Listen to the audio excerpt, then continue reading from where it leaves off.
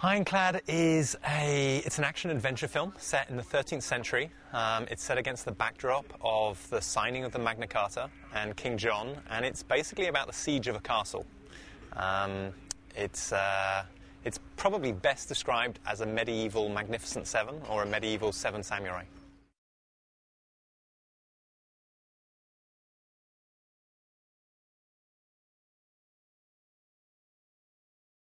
The look and the feel of the film really came at a very early stage in all of my research, and in wanting to try to portray a very realistic, gritty look. I knew that although I was very inspired also by a lot of, the wonderful big medieval epic movies of the 60s and the 70s, movies like El Cid with Charlton Heston, movies like The Warlord, also with Charlton Heston.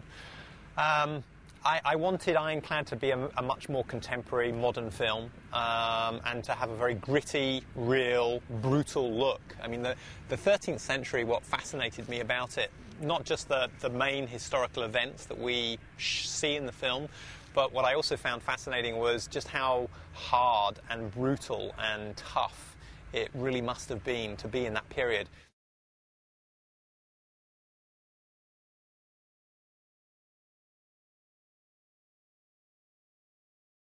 The love affair was always a central part of the story that I wanted to explore, because I felt, otherwise we would end up with a movie that was just about violence and battles and killing and action, and I felt it was important for the film to have something to offset that.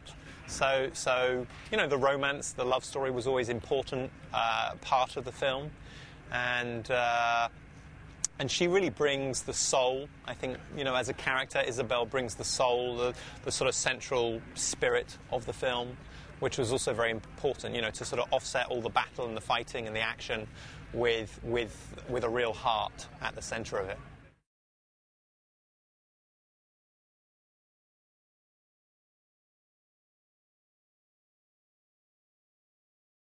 I feel very, very fortunate and very grateful that we were able to make the film in Wales. As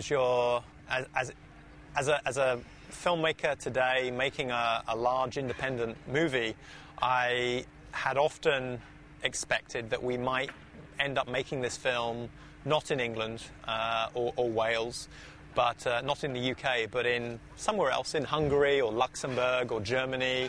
And many of those places would have been fine, would have been good. We would have made the film just as well.